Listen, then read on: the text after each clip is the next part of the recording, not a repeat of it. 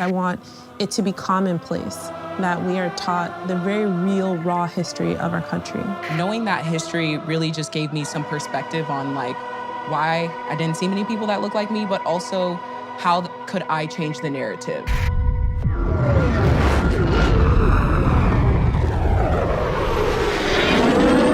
Transmitting from the future. You are tuned into FM broadcast, celebrating Black futures in sport and culture. Today, we are broadcasting from St. Elmo's Village, an arts community deeply connected to Black liberation movements from the 1960s to present day. We are joined by 3 U.S. Olympians, John Carlos, Ibtihaj Muhammad, and Simone Manuel. What does it take to be an activist? Sacrifice, confidence, courage. This is about the revelation to get to the revolution we're all calling for. What a remarkable thing to be here with all of you. Titans of the sport. Dr. John Carlos, who, tell me, Johnny, what is the responsibility of the athlete? Do they have a responsibility to speak out? I believe they have a tremendous responsibility to speak out. They have been blessed to have the ability to be this superstar, as you might say. But yet and still, as they being a superstar, the responsibility lies in the fact that they left a lot of young individuals behind that they grew up with. They left their classmates behind.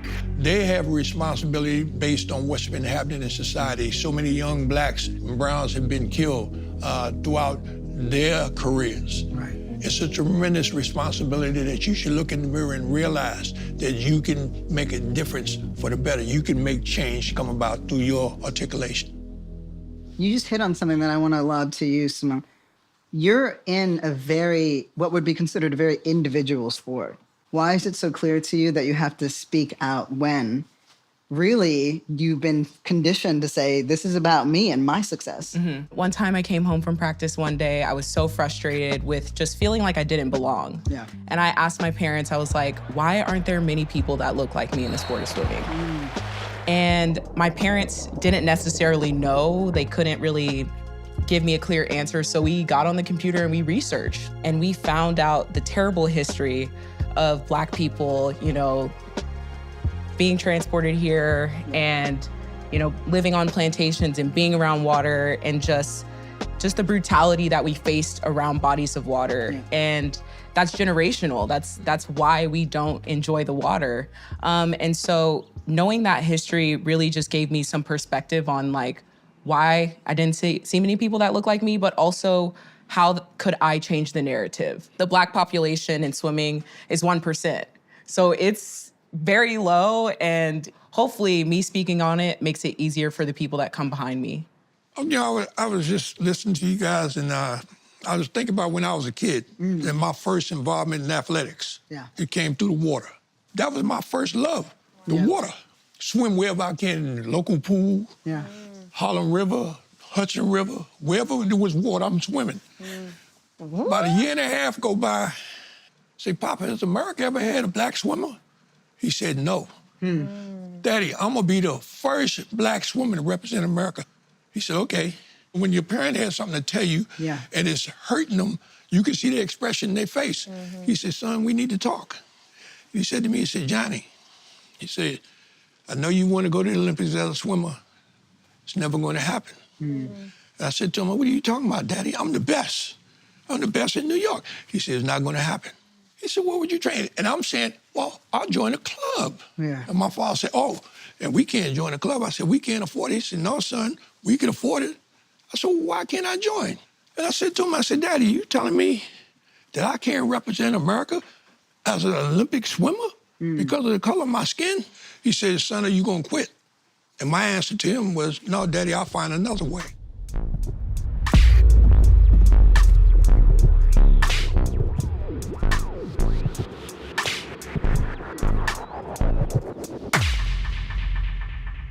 There's this idea that athletes have to suffer. And in fact, you can also see some of the same tensions around activism. It's like there's the idea that, well, you can only be an activist if you're like actively suffering. Is suffering like a necessary part of strength. When I think back, right, on all those difficult moments, competing, training, the injuries, the heartache, the pushback, all those moments that people don't see. People see you on the podium, and that's what they attribute, right? That's what they think, like, there's no sacrifice, I just see success. Yeah. When I think back on those difficult moments, I know that it doesn't even come close to the sacrifice of the people who have come before me, of the people I look up to, like Dr. John Carlos. For me, I've always looked at my journey as being bigger than me because I know what I represent. I represent Black people, I represent Muslims, and for me, the Olympic Games was a moment to dispel those stereotypes, to show people the strength that I know that we have, but also to give that strength. I think that's the most important thing, is to be a light for others, to give them hope, to give them the ambition to say, I have to be consistent, I have to stay in the fight, I have to stay to see change for the better. Simone, what do you need to see to say, okay, change is happening? I've been lucky enough to see that change in my sport. After qualifying for the Olympics in 2016, there was something called the Simone effect. There may have been around 20,000 searches for swim team. I've been, at events and I've had little Black boys and little Black girls tell me they saw me race in 2016 and that they asked their parents to put them in swim lessons. So hearing people say that, that's just a small fraction of hopefully the people that I've touched. I feel like my nieces and nephews now are obsessed with water. They're all in swim lessons. And I think even subconsciously, right, their parents, them, like you've had an effect on how we view ourselves in the pool. So thank you for, you're pushing us forward. Yeah. Yeah.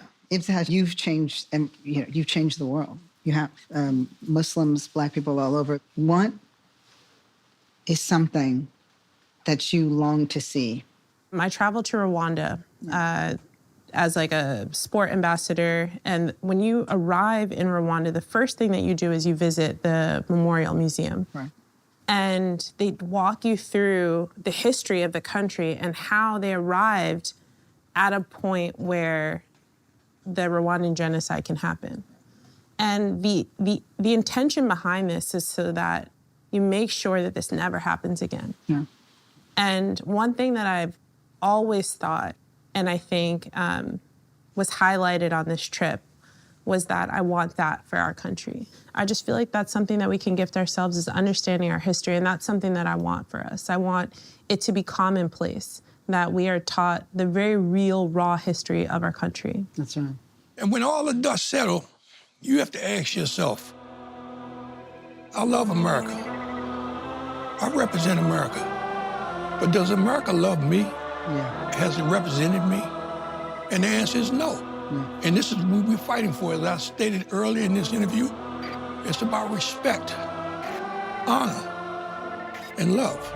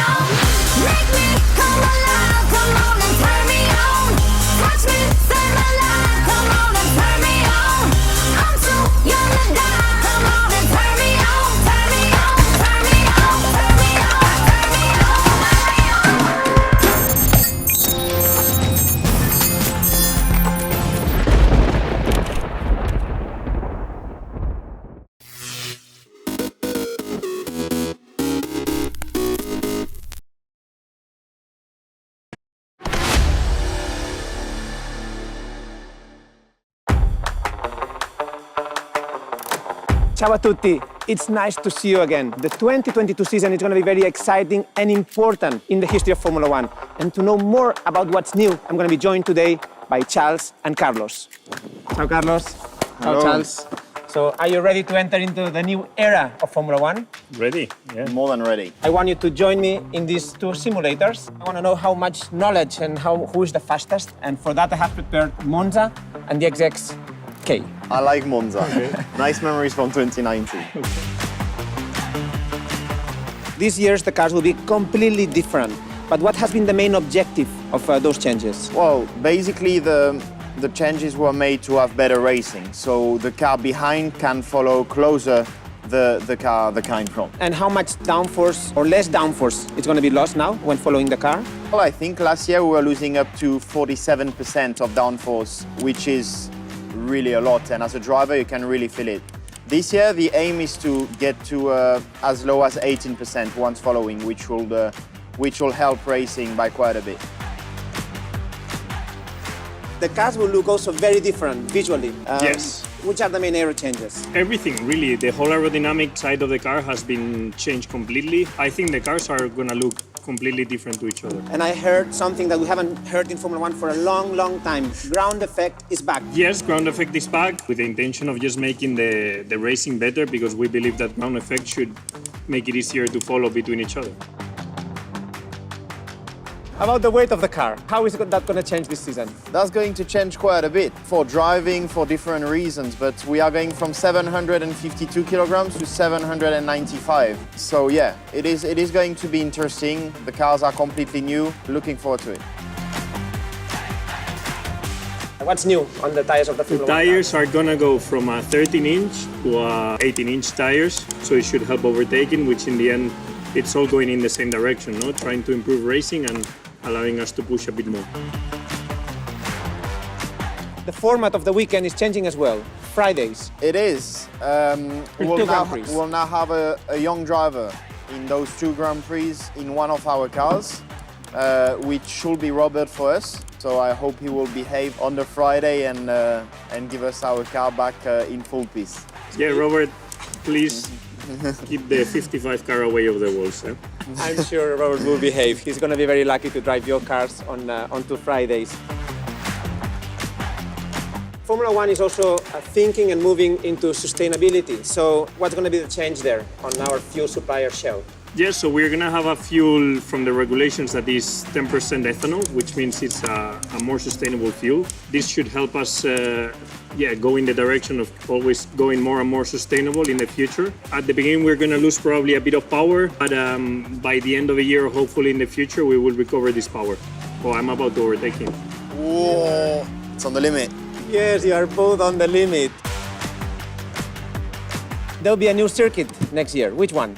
Miami, and I'm really looking forward to it. I think it's going to be incredibly special to go there. I really like United States in general. I think there's a very special... Oh my God, I broke way too early. Yes, you did. And yeah, I love the mood there is on the Grand Prix in the US. So I'm really looking forward to this one. And now a question that all the fans want to know. These new cars, Yes. are they going to be quicker or not than the previous generation cars? Hey, always you have to leave the space, mate. We cannot say much because that will be giving information to the competition. But I feel like obviously quite heavy cars, so maybe at first will be slower than last year's cars. I think the cars at the beginning should be slower than this generation. We need to remember that the last generation had 5 or 6 years of development, and the cars now is going to be on the first year of the generation. But I think the progress is going to be super fast, and at some point the cars will get as quick, so it would already be quite a big jump, no? If a car that is more than 40 kilos heavier can stay close to the performance of last year's car, that would be already quite an interesting change. I can't wait to see, and I'm sure you as well, the new car. But I'm even also as interested to see who is going to be the winner of that race. Yeah, It is going- let's do it. Oh no, you won.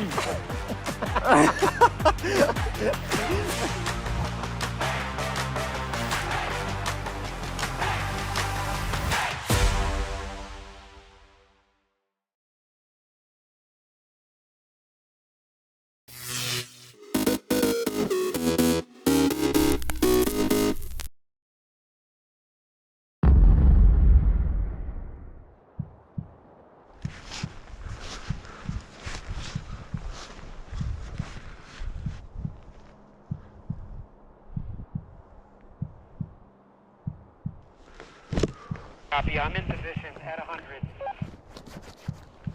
Austin is ready too. I'm just gonna take a couple breaths here. 5, 4, 3, 2, love you.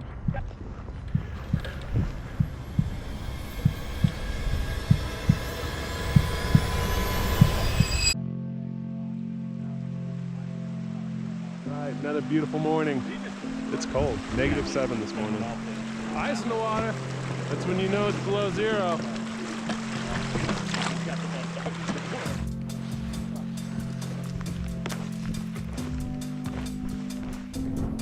Get at the top of the cliff. Dropping in 5, 4, 3, 2, 1.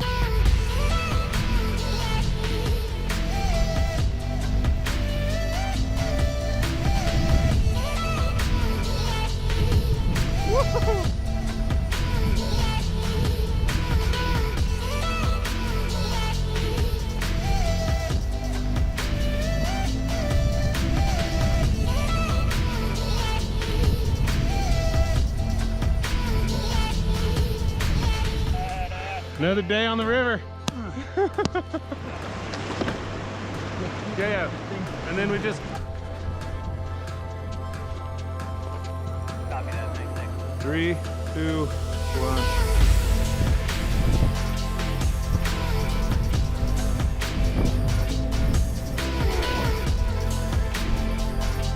All right, man, have fun. It's gonna be a great landing. Fuck yeah, dude.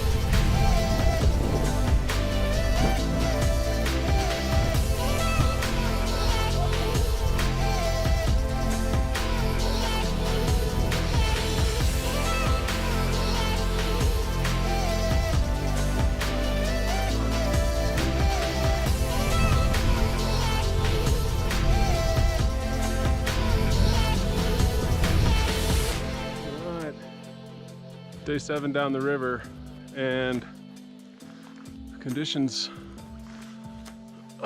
seem actually really set up for this hike that I'm doing right now.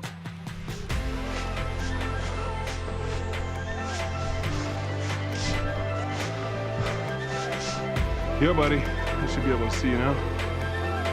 Dropping in 3, 2, 1. Love you guys.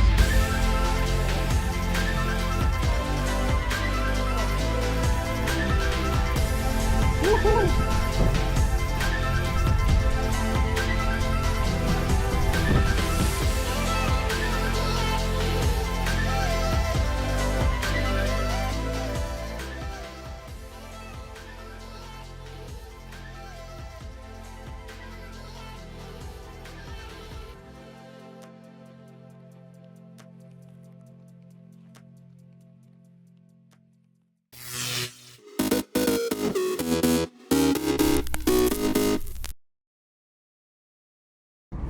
手机拍摄大电影，最开始我觉得不太可能，但是看到画面啊、画质啊，还是一个全新的感受。用 iPhone 体现的东西，我觉得很具有电影感。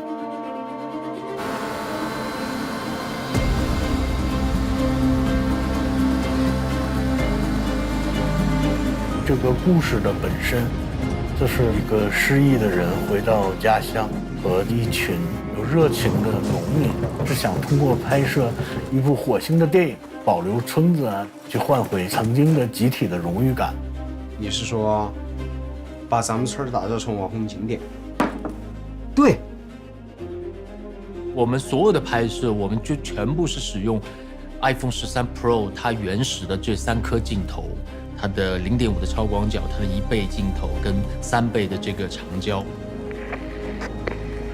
好的一面是它非常的方便，它体积特别小，我们可以放在任意我们想要放在的地方。我觉得这个是在以往电影的拍摄当中我没有想到，但不一定能做到的，但是这次都意外的可以实现。实际上我们在拍大电影的时候，往往会采用一些变焦啊，焦点从一个人到另外一个人，这这个电影模式呢，它提供了这种方式，比如说像小树去关注他的父亲，焦点就会很自然地送到父亲的那一边，不单单是焦点的转换，更多的是一个情感的转换。电影效果模式这个设计，我觉得它已经可以满足我们在电影拍摄中使用的这些技术。可以往前上一上。以往拍摄经常会遇到需要微距的拍摄，很多时候要转换一些特别的镜头，但是 iPhone 它令我们觉得就是非常的容易实现。电影里的火星表面其实是用 iPhone 贴近一口锅拍出了那种细节质感。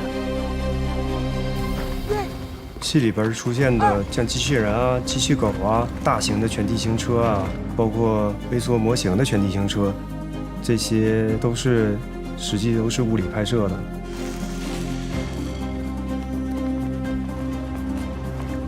很多的场景我们涉及到夜戏，在这个环境下面，我们用这次的低照度对于暗部的表现，我觉得它已经达到了一个真正的专业水准。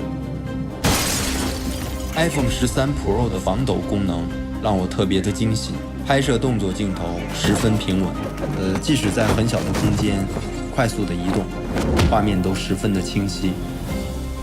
视听语言一直在进步，在变换，每个人脑子里已经都有手机的镜头的语言了。随手拿来，它不管是低照度也好，电影模式也好，它都会给年轻导演一些最初的想象。在每一个具有导演梦想的年轻人来讲，是一件好事儿。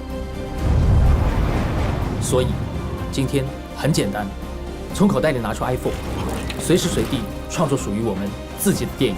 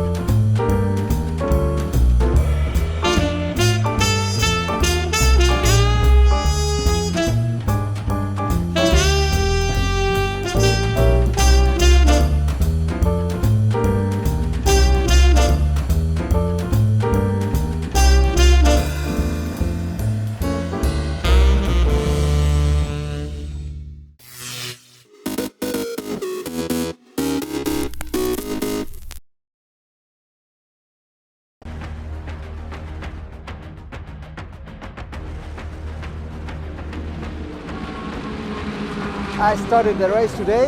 It was very emotional. First time here in Daytona. The car was perfect. If we continue like this, it's going to be a very good race for us. We had a good start, but then on the second stint we have a small contact on turn 1. We damaged the rear left suspension, so we put so much time to repair. We lost almost 32 laps. But the team did a really good job to put the car back together, and we went again to the race, and we want to arrive until the end for them. I was very happy about the balance of the car, which is the most important thing. Looks like we'll miss a bit of speed on the straight, but we are very good on the slow part. Need to stay on the queue, on the top position, and push the limit just at the end.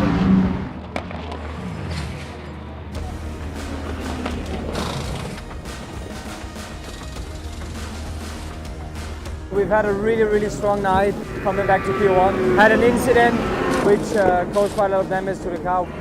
Our pace now is pretty impressive considering the damage we have. We are doing everything we can to try and catch P1.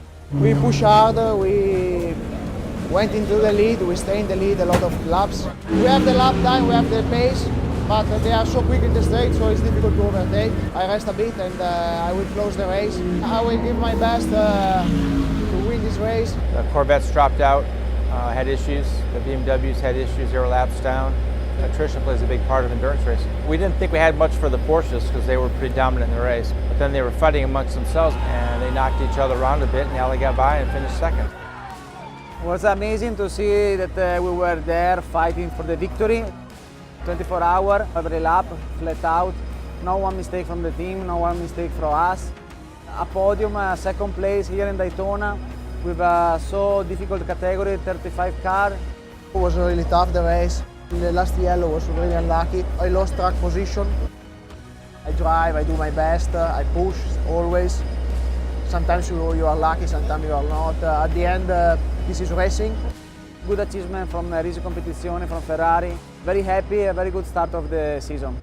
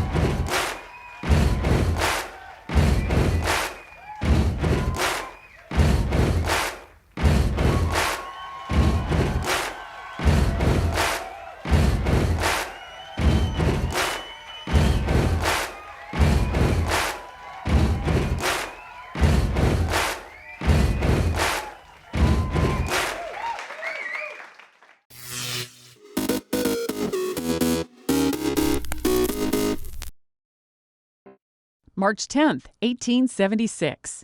In Boston, Alexander Graham Bell successfully tests his invention, the telephone. Bell's assistant hears him say through the device, "Mr. Watson, come here. I want to see you." 1969. In Memphis, Tennessee, James Earl Ray pleads guilty to assassinating civil rights leader Martin Luther King Jr.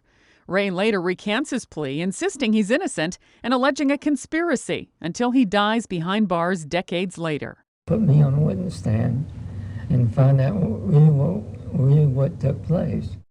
1985. Konstantin Chernenko, leader of the Soviet Union for just 13 months, dies in Moscow at age 73. Mikhail Gorbachev succeeds Chernenko in the Kremlin. 1980. Dr. Herman Tarnauer, author of the Scarsdale Diet, is shot to death at his home in Purchase, New York. Tarnauer's former lover, Jean Harris, is convicted of murder. She serves nearly a dozen years behind bars. And 1965.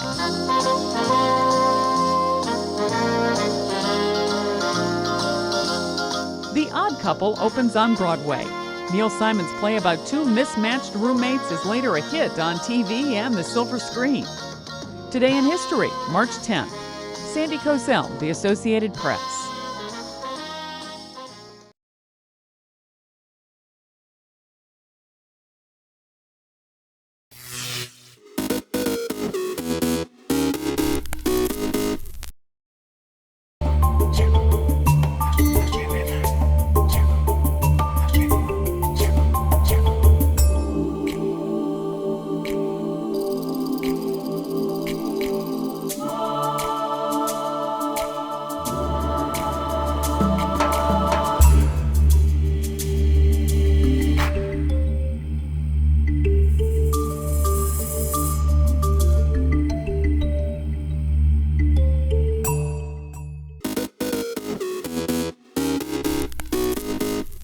Welcome back in our studio, and in today's news,